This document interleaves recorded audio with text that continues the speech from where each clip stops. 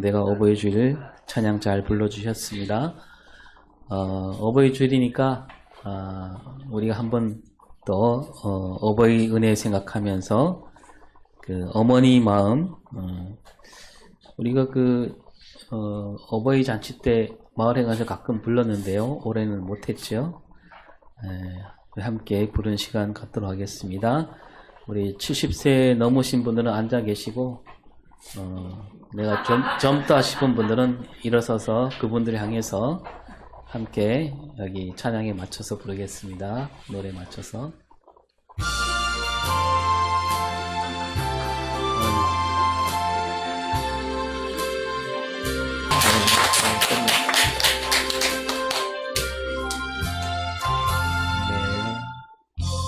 네. 예, 잠깐 눈물을 닦으시고. 네.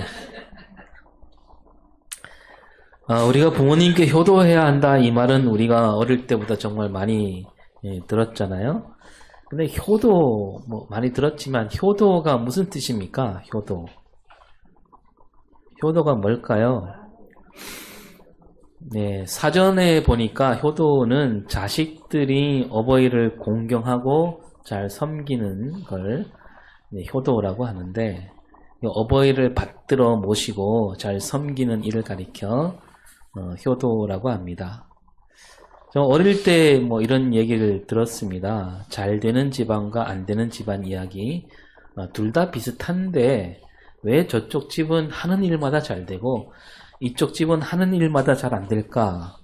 그 답이 뭐냐면 한마디로 늙으신 부모님을 잘 받드는 집은 잘 되고 그렇지 않은 집은 잘 안 된다.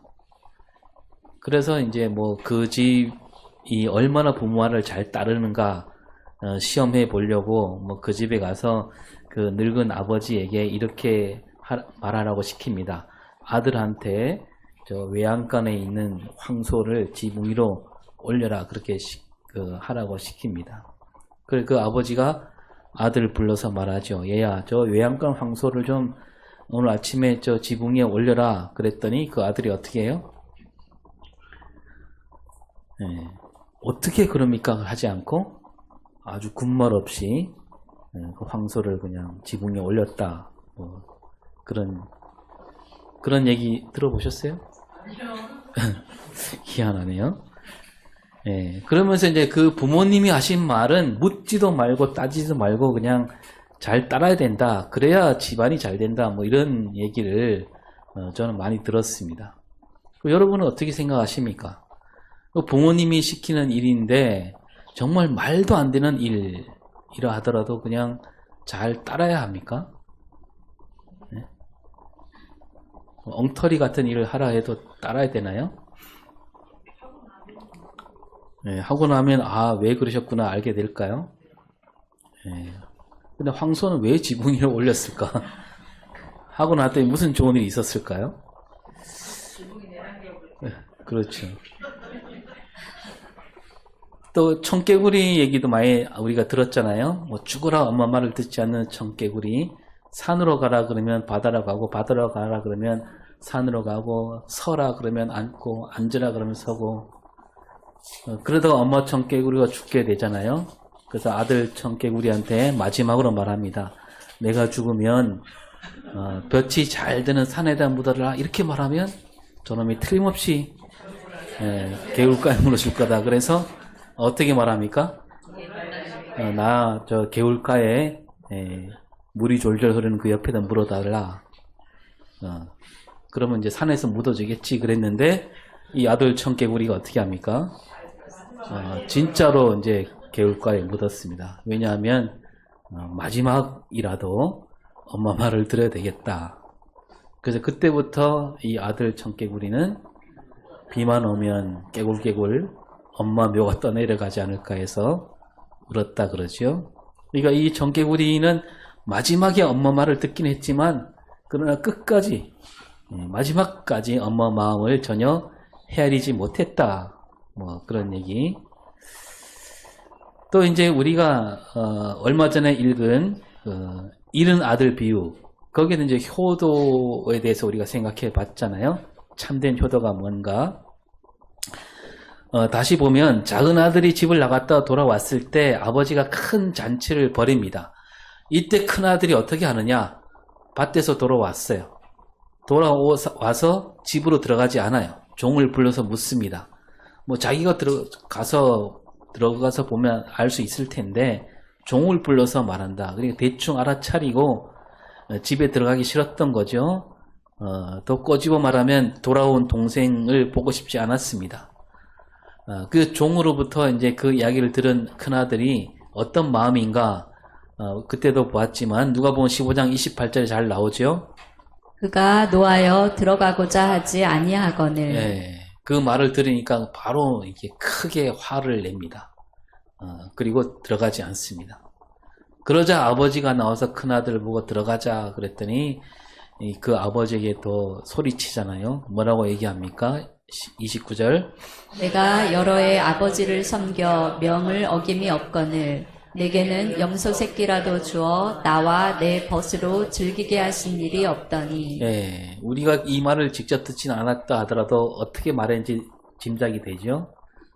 억울함이 잔뜩 묻어 있고 아마 입도 이만큼 나왔겠죠. 예. 그리고 30절에 뭐라고 합니까? 아버지의 살림을 창녀들과 함께 삼켜버린 이 아들이 돌아오매 이를 위하여 살찐 송아지를 잡으셨나이다. 네, 아주 그냥 맞는 말이긴 하지만 아주 그냥 거친 말이죠. 자기 동생이라 안 그러고 이 아들이라 그럽니다. 그러나 또 언뜻 보면 뭐 틀린 말은 아니잖아요. 아버지 말을 잘 듣고 아버지 곁에서 꿋꿋하게 일을 했던 큰아들. 근데 아버지 말을 듣지 않고 돈을만 챙겨서 멀리 가서 그 돈 다 쓰고 돌아온 둘째 아들. 뭐 누가 칭찬받아야 하는지 말하지 않아도 뻔한 일 아닙니까? 뭐 그리고 뭐 둘째 아들을 큰아들 생각에 그래 저 둘째 아들을 뭐 받아들일 수 있다. 하지만 그 나무라지는 못할 망정 잔치까지 베풀어 준다. 이거는 있을 수 없는 일이 아닌가. 누구나 그렇게 생각하지 않겠어요?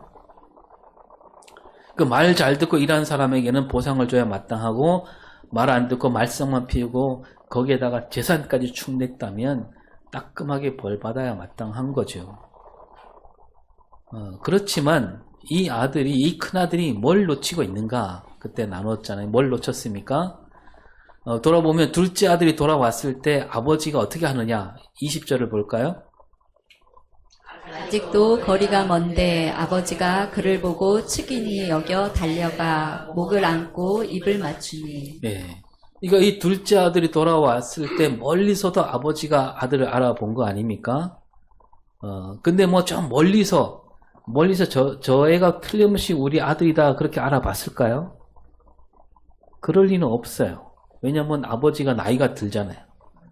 세월이 흘렀잖아요. 눈도 나빠집니다. 그러니까 어떻게 했냐면 저 멀리 누구가 보이기만 하면 달려나간 거죠. 둘째 아들이 떠난 그 다음 날부터 아버지는 날마다 기다렸습니다.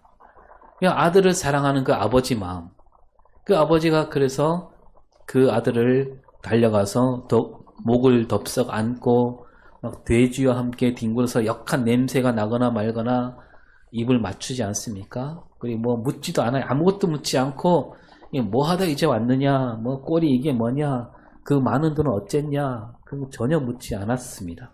왜 그럴까요? 그만큼 사랑하니까. 그러니까 이 큰아들은 그 아버지 마음을 전혀 헤아리지 깨닫지 못한 거죠.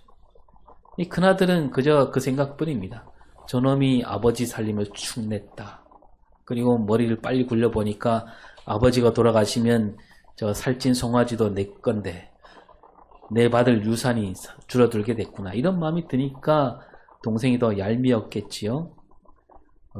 그런 큰아들에게 아버지가 어떻게 말했습니까? 31절에 너는 항상 나와 함께 있으니 내 것이 다 내 것이로되. 예, 여기서도 아버지 마음이 드러나잖아요. 또 큰아들은 나무라지 않습니다. 너는 형이식이나 돼갖고 그런 말 안 하지요. 슬쩍 돌려서 말합니다. 너는 항상 나와 함께 있었지 않았느냐. 그러면서 이제 아내는 그 속에는 그러면서 왜 내 마음은 좀 헤아려주지 못하느냐. 그런 뜻입니다. 내가 얼마나 집 나가는 아들을 그리워했는지 보고 싶어 했는지 너 같이 있으면서 알지 않았느냐. 너 같이 있었잖아. 내가 그러는 거. 바람 소리만 나도 둘째가 오지 않을까 막 맨발로 뛰쳐나가는 것이 한두 번이었겠느냐. 잠꼬대로 애타게 부르는 소리, 입맛이 없어 잘 먹지도 못하고 그 옆에서 다 듣고 보았으면서도 왜 아버지 마음을 알지 못하느냐. 그런 마음을 담으면서 얘기하고 있는 거죠. 그러면서 내 것이 다 네 것 아니냐. 이제 그 앞에 12절에 뭐라고 되어 있습니까?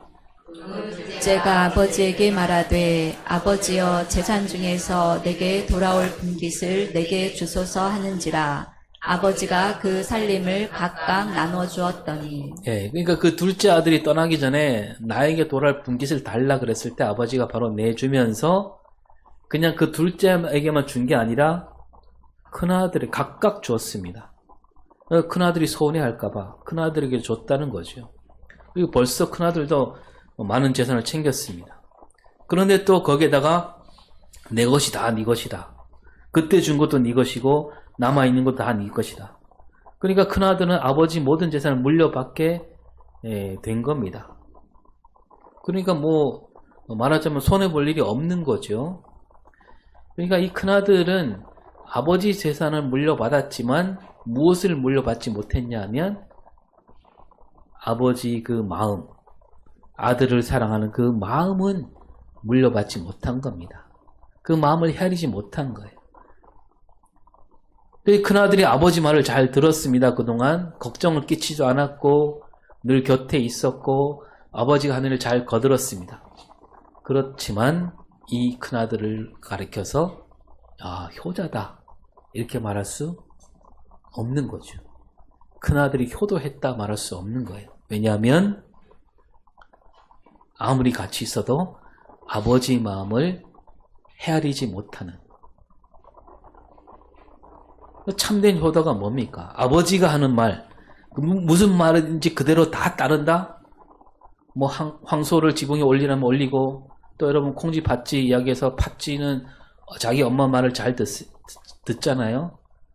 콩쥐를 괴롭혀라 그러면 아주 기꺼이 그렇게 하고, 그렇다 할지라도 그 팥쥐를 가르쳐 야, 저 팥쥐가 엄마에게는 효녀구나 그렇게 말합니까? 그러니까 그것도 효도가 아니죠. 큰아들도 효도가 아니고. 참된 효도가 뭐냐? 오늘 읽은 말씀에 잘 나옵니다. 어버이 주일에 정말 많이 읽은 말씀이죠. 1절을 볼까요? 자녀들아 주 안에서 너희 부모에게 순종하라. 이것이 옳으니라. 네.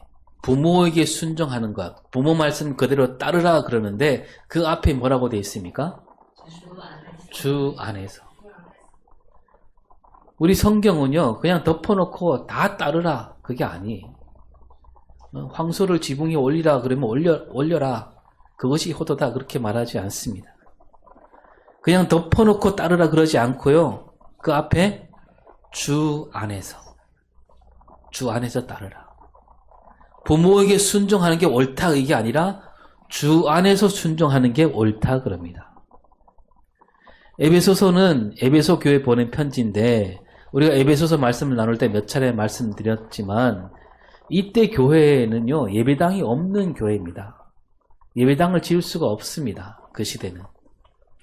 허가가 안 나요. 그래서 어떻게 교회를 운영했느냐? 가정에서 모여요. 가정에서 모이니까 에베소에 있는 예수 믿는 사람들이 다 한 자리에 모일 곳이 없습니다. 그냥 서너 가정이 돌아가면서 한 집에 모이는 거죠. 그래서 주일이 되면 그냥 이 집에 한 몇 가정 모이고 저 집에 몇 가정 모이고 그게 에베소 교회예요. 이 가정교회가 여기저기 있는 그런 도시가 에베소인데 뭐 빌립보나 고린도도 마찬가지죠. 그래서 누군가가 예수를 믿게 되었을 때 혼자 믿어서는 어려운 거예요. 가정에서 모여야 되니까. 온 가족이 같이 믿습니다. 따라서 이 구절에서 너희 부모라고 할 때 그 부모들 모두가 예수를 믿는 사람들을 두고 하는 말일 가능성이 많다는 거죠. 그래서 그 부모에게 순종하라 했을 때는 그 부모가 주 안에서 말할 때 순종하라. 그러니까 믿는 부모라 할지라도 주 안에서 하는 말일 때 순종하라 이거죠. 주님 뜻에 맞는 말, 거기에 따르라는 얘기입니다. 이를테면 이런 겁니다. 뭐 이거는 부모 자식 사이에 일어나는 일은 아닌데 우리가 자주 나눴습니다. 베드로와 예수님 사이에 있었던 일. 예수님이 고난을 받고 십자가 달렸다가 사흘째 다시 살아난다라고 하니까 베드로가 어떻게 했습니까? 막 뜯어 말리잖아요. 베드로가 왜 말렸습니까? 뭐 자기 스승이 죽는다는데 뭐 안 말리면 이상한 거죠. 베드로가 예수님을 따르는 제자였고 스승을 누구보다 사랑하고 있고, 그런데 그 예수님이 험한 길로 간다 하니까 말렸습니다. 세차게 말렸습니다. 자, 그러면 이때 베드로가 말렸는데 베드로는 주 안에서 예수님 말렸을까요? 베드로 마음은, 말리는 그 베드로 마음은 참 좋은 마음일 수도 있습니다. 애틋한 마음이에요. 뭐 베드로 마음 한쪽 구석에 우리 스승이 그렇게 어려운 길로 가면 나는 과연 따를 수 있을까? 이게 이제 두려워서 그랬을 수도 있지만 어쨌든 베드로는 예수님이 어려움에 빠지지 않게 되기를 바라는 그런 마음으로 말린 겁니다. 그래서 사람들이 보기에는, 또 베드로 생각에는, 누가 보기에도 베드로가 말리는 거는 마땅한 일이다. 스승을 사랑하는구나. 제자로서 마땅한 도리다. 라고 할 수 있지만 예수님은 그게 아니라 그러지요. 네 말을 따르는 것은 하나님 뜻이 아닌 거예요. 다시 말해서 베드로가 좋은 마음으로 말렸다 하더라도 베드로가 말리는 것은 주 안에서 말리는 그런 뜻이 아니었다는 겁니다. 여러분, 예수님 어머니 마리아도 같은 마음 아니었을까요? 그 아들이 그 큰 고난, 정말 세상에서 가장 큰 고난, 십자가 길로 간다 할 때 그 누구보다도 가슴 아파한 사람이 그 어머니 마리아 아니었을까요? 그리고 예수님도 어머니 마리아 마음을 잘 알겠지요. 그래서 그 어머니 마음을 아프게 하지 않으려면 어떻게 해야 됩니까? 십자가 길로 가지 말아야 되잖아요. 그러면 예수님이 그 어머니 마음을 헤아려서 나는 십자가 길로 가지 않겠다. 그렇다면 그게 예수님을 효자다, 그렇게 말할 수 있겠느냐 이겁니다. 이게 사람들이 보기엔 그럴 수 있지만 주 안에서 볼 때는 그게 아니라는 겁니다. 또 언젠가 안중근 의사 어머니 조마리아 여사가 옥에 갇힌 아들에게 쓴 편지 제가 읽어드린 적이 있잖아요. 네가 만약 늙은 어미보다 먼저 죽는 것을 불효라고 생각한다면 이 어미는 웃음거리가 될 것이다. 너의 죽음은 너 한 사람 것이 아니라 조선인 전체 공분을 짊어지고 있다. 네가 항소한다면 그것은 일제 목숨을 구걸하는 것이니 네가 나라를 위해 이에 이른즉 딴마음 먹지 말고 죽음을 받아들여라. 이게 안중근 의사가 사형을 앞두고 있을 때 쓴 편지입니다. 여러분, 근데 이 안중근 의사가 그 집을 나서기 전에 어머니에게, 어머니 저 이제 저 하얼빈에 가서 이토 히로부미를 죽이러 갑니다. 이렇게 미리 얘기를 나눴더라면 그 어머니가 그때 과연 그랬을 수 있을까요? 그래, 얼른 가서 죽이고 너도 돌아올 생각하지 말아라. 그랬을까요? 아마 그땐 그러지 못했겠지요. 어머니도 그렇게 말할 수 없었겠고 안중근 의사도 그 어머니 앞에서 그렇게 선뜻 발걸음을 옮기기가 힘들었겠지요. 자식 앞세운 어머니로 만드는 일, 그보다 더 큰 불효가 없다는 걸 잘 알고 있습니다. 그런데도 안중근 의사는 그 일을 하고 말았고 옥에 갇혔고 사형 선고를 받았습니다. 그리고 그 어머니 마음이 얼마나 아프실까 넉넉히 알고도 남은, 그리고 이 편지를 받고 얼마 뒤 1910년 3월 26일 오전 10시에 이 안중근 의사가 처형됩니다. 그리고 어머니 조마리아 여사는 1927년 7월 15일 위암으로 세상을 떠나는데, 그게 뭐냐면 아들을 먼저 보내고 17년을 자식 앞세운 그 부모로, 어머니로 살았던 거죠. 그러나 그렇다 할지라도 세상 그 누구도 즉 안중근 의사를 가리켜 불효자라고 말하겠습니까? 뭐 제 얘기도 좀 할까요? 아시다시피 제 고향이 강원도 삼척도계라는 탄광촌인데, 뭐 아버지 일찍 돌아가시고 제 위로 형님 한 분, 누님 한 분, 밑에 남동생 하나, 여동생 하나 골고루 다 있습니다. 뭐 다들 가정을 꾸려서 뭐 서울, 강릉, 안양 뭐 이렇게 흩어져 살고 있는데, 그래서 어머니는 이제 돌아가실 때까지 홀로 도계에 있었습니다. 근데 이제 거문도와 강원도 도계는 정말 멀지 않습니까? 네. 가도 끝이 안 보여요. 그러니까 명절 때 가끔 가려고 하면 여수에 나가서 출발해도 가는 시간만 하루 종일 걸리죠. 하루 종일. 아침에 가면 저녁 늦게, 오후에 나서면 밤을 새워서 가야 됩니다. 그러니까 주일 오후 예배 마치고 떠나도 빨라야 화요일 새벽에 도계에 가는 거죠. 그 제가 이제 수요 예배에 비우지 않으려고 바로 또 돌아서 나옵니다. 그마저 주일 오후에 배가 뜨지 않으면 뭐 나갈 엄두를 못 내지 않습니까? 뭐 월요일에 나가도 되겠다 하지만 월요일에 나갔다가는 그 안에 못 들어오니까. 그래서 명절 때도 아예 가지 않을 때가 종종 있었습니다. 어느 해인가 그 해도 가지 못했는데 전화를 드렸더니 그럽니다. 그래, 우리 목사 이번에도 못 오나 보고 싶다.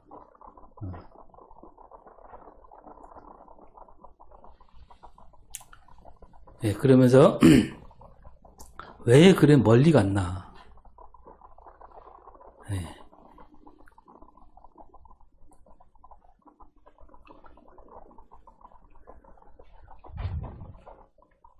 그런데 한참 말이 없으시다가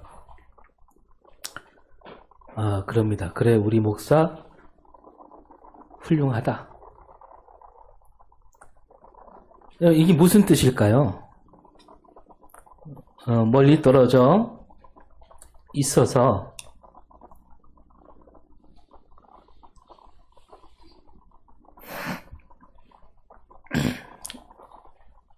얼굴을 자주 볼 수 없으니 아쉽지만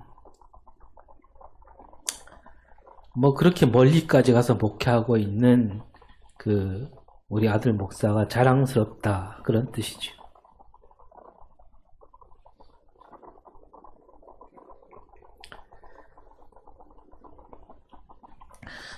우리가 늙고 병든 부모님이라면 옆에서 잘 보살펴드려 마땅하고 그게 효도지만요, 그것만 효도가 아니라 부모님이 그 자식을 생각할 때 그래, 우리 아들, 딸이 정말 훌륭하게 부끄럽지 않게 살고 있구나, 자랑스럽다, 이렇게 여기게 되는 거, 그런 삶이 진짜 효도가 아닐까요? 그 사람들에게 이런 말을 들을 수 있어야 되는 거 아닙니까? 야, 네 집 자식인지 모르지만 참 바르게 자랐구나. 이렇게 사는 것이 진짜 효도. 여러분, 주 안에서 부모에게 순종하라, 이 말씀 안에 그게 다 들어있는 거 아니겠습니까? 그리고 이제 주 안에서 부모에게 순종하라, 이 말은 부모님 안에서 하나님 뜻을 찾아내서 그 뜻을 잘 새기며 살아라, 그겁니다. 어머니 사랑은 하나님 사랑에서 비롯된다, 이런 말씀을 뭐 어버이 주일 때 자주 말씀드렸는데, 그런 책도 소개했습니다. 정채봉, 유시아라는 두 시인이 그런 책을 지었는데 뭐라고 써있냐면, 하나님은 모든 곳에 있을 수 없기에 어머니를 두셨다. 하나님은 모든 곳에 있을 수 없어서 어머니를 두셨다. 어떤 사람들은 이 말을 듣고 막 따지기도 합니다. 아니, 하나님이 어디에나 계시는 분인데 어째서 모든 곳에 있을 수 없느냐. 뭐 그 말이 신학적으로 맞는 말인데 하나님 모든 곳에 계시지요. 그런데 이제 하나님은 모든 곳에 있을 수 없게 어머니 두셨다. 이 말은 시인이 시로서 쓴 말입니다. 그만큼 어머니 사랑이 크고 깊고 그 어머니 사랑과 하나님 사랑이 꼭 닮아 있다. 그거지요. 하나님은 어머니를 통해서 그 사랑을 보여주시나 그런 뜻이 있는 겁니다. 성경에도 그렇게 말씀합니다. 이사야 66장 13절을 볼까요? 어머니가 자식을 위로함 같이 내가 너희를 위로할 것인즉 너희가 예루살렘에서 위로를 받으리니. 예. 그 하나님 사랑을 어머니 사랑에 빗대어 말씀하고 있잖아요. 하나님 사랑과 어머니 사랑이 뭐 아주 똑같다고 할 수 없겠지만 이 세상에서 하나님 사랑에 가장 가까운 사랑이 곧 어머니 사랑이라는 얘기입니다. 그 성경 곳곳에 그래서 어머니 사랑과 하나님 사랑을 같이 놓고 말씀하는 것을 자주 보게 되잖아요. 세상 모든 어머니는 바로 하나님께 받은 사랑으로 그 자식을 사랑하고 있다는 겁니다. 어머니 마음에 들어있는 그 자식 사랑은 누구에게 받았느냐? 하나님께서 받은 거예요. 하나님 사랑이 끝이 없는 사랑인데 어머니 사랑도 그렇잖아요. 아까 부른 노래에도 하늘 아래 그 무엇이 넓다 하리요 어머님의 희생은 뭐가 없다고요? 가히 없어라. 가히 없다 이 말은 끝이 없다 그거잖아요. 하나님 사랑이 끝이 없는 사랑이니까 그 하나님 사랑이 어머니 마음속에 있으니까 어머니 사랑도 끝이 없는 거예요. 그리고 어머니 사랑은 늘 기도하는 사랑 아닙니까? 어머니들이 하는 기도 가운데 가장 많이 하는 가장 애타게 부르짖은 기도가 누구를 위한 기도예요? 자식을 위한 기도입니다. 눈물로 기도하잖아요. 여러분 하나님이 우리를 위해서 기도하신다 그랬잖아요. 말할 수 없는 탄식으로. 이거 어머니한테 그런 마음을 하나님이 심어주신 겁니다. 그리고 자식에 대한 사랑은요. 저절로 우러나온 사랑 아닙니까? 자식을 사랑하는데 나한테는 왜 이렇게 자식 사랑 마음이 안 생기지? 막 힘쓰고 애써야만 사랑할 수 있습니까? 그거 아니죠. 힘쓰지 않아도 애쓰지 않아도 부모는 자식을 저절로 사랑합니다. 하나님 사랑이에요. 하나님 사랑이 그렇잖아요. 하나님이 우리를 사랑하실 때 그저 사랑하십니다. 하나님은 사랑이니까. 하나님은 우리를 볼 때 그냥 사랑이 그냥 우러나오는 겁니다. 언제나 하나님은 우리에게 사랑으로 다가오시죠. 그래서 우리가 부모가 되면서 하나님 사랑을 깨닫기도 하는데 내가 내 아이를 사랑하는 마음 이 사랑이 바로 하나님이 나를 사랑하신 그 사랑이구나. 하나님께서 하나님 형상대로 사람을 지으셨다 그랬는데 이 말을 이렇게 바꿀 수 있는 거죠. 하나님께서 사람을 지으실 때 하나님의 형상 그러니까 다른 말로 하면 하나님 사랑을 그 안에 넣어주셨다는 겁니다. 하나님은 사랑으로 사람을 지으신 거예요. 그래서 우리 안에 하나님 사랑이 깊이 새겨져 있는 거죠. 그러다가 아이를 낳아 기를 때 그 사랑이 드디어 속에서 우러나오게 되는 겁니다. 그리고 이제 그 사랑이 얼마나 크고 깊은지 웬만한 사람들이라면 어머니 사랑을 깨닫고 느끼게 되지요. 내가 내 자녀를 사랑하고 아끼는 그런 마음이 들었을 때 그때 비로소 부모님이 나를 그렇게 사랑하셨구나 알게 되는데 근데 또 요즘 텔레비전에 나오는 가수들이나 배우들을 보면 다들 어려 보이잖아요. 어려 보이기만 한 것이 아니라 진짜로 아직 어린 애들이 가수가 되고 배우가 됩니다. 다들 철이 없어 보이는데 말투도 그렇고 근데 그 아이들도 보면 어머니, 엄마 얘기가 나오면 다들 어떻게 합니까? 다 이렇게 흐느끼잖아요. 그러니까 자기가 이렇게 되기까지 엄마가 가진 애를 쓰셨고 엄마 사랑을 느끼고 있다 그거죠. 근데 우리가 그런 걸 보면서 쟤네들이 정말로 부모함을 알까 이런 생각이 들기도 하는데 그런데 그들은 그렇게 엄마 얘기만 나오면 그렇게 훌쩍거립니다. 그들이 어떤 그런 기억만 갖고 그러는 게 아닙니다. 그들 마음 깊은 곳에 잊혀지지 않는 게 있는 거죠. 저절로 떠오르진 않지만 그 갓난아기 때부터 자기를 쳐다보면서 기뻐하며 즐거워했던 그 엄마 마음이 깊이 새겨져 있는 거죠. 부모가 아기를 보고 웃는 그 웃음은 억지 웃음이 아니잖아요. 정말 마음 깊이 우러나오는 웃음이고 기쁨이잖아요. 그래서 우리가 뭐 사진 찍을 때 좀 밝은 얼굴 찍으려면 뭐 치즈 김치 하지만 더 좋은 방법이 있죠. 사진 찍을 때 어떻게? 누구 생각해요? 우리 애가 막 아장아장 걸어 다니면서 엄마 보고 막 방긋방긋 웃을 때 그때 일을 생각하면 그냥 저절로 얼굴이 밝아지잖아요. 그러니까 사람이 누구나 영적인 동물이기 때문에 그 아이들이 아무것도 모르는 그 아기였을 때도 엄마가 자기를 보고 웃은 그 웃음, 그게 그들 마음 깊이 박혀 있는 거죠. 그만큼 어머니 사랑이 크고 깊다는 겁니다. 그 세상이 아무리 힘들어도 견딜 수 있는 힘이 거기에 있는 거죠. 나로 말미암아 참으로 기뻐해 준 사람이 있었다. 그게 가장 큰 힘 아닐까. 다시 말씀드리지만 어머니 사랑은 하나님 사랑에서 나온 겁니다. 샘물이 솟아나듯이 우러나오는 그 사랑은 하나님 사랑에서 비롯되었다. 그래서 우리가 하나님을 알지 못한 이들에게 우리가 하나님을 말할 때 이렇게 말할 수 있는 거죠. 하나님 사랑이 어떤 사랑이에요? 하나님은 당신을 어떻게 사랑하시느냐?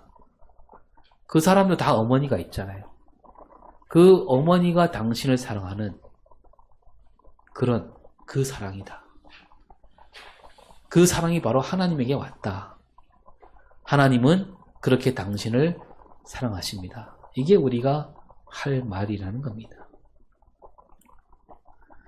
이제 우리가 부모가 되었습니다. 이제 부모를 넘어서 뭐 할머니, 할아버지가 되기도 했지요. 그러나 아직 늦지 않았습니다. 이제라도 우리 자녀들이 우리에게 순종하게 하려면 어떻게 해야 되겠습니까? 우리가 하나님 사랑을 더 깊이 알고 언제나 주 안에 있어야 되겠죠. 말씀 안에 살도록 힘써야 됩니다. 그러면서 우리가 말씀대로 살면서 아이들에게 말할 수 있어야 되겠죠. 얘들아, 주 안에서 부모에게 순종하라. 기도하겠습니다. 하나님, 오늘도 우리에게 주신 말씀 잘 새겨 듣습니다. 언제 어디서나 우리가 먼저 하나님 말씀 안에 살기를 힘쓰는 우리 삶이 되게 하여 주시옵소서. 그래서 우리 자녀들 앞에서도 주 안에서 부모에게 순종하라 말할 수 있는 그런 삶이 되게 해 주셔서 우리 신앙이 대대로 잘 물려지는 복된 역사가 있게 하여 주시옵소서. 감사드리며 예수님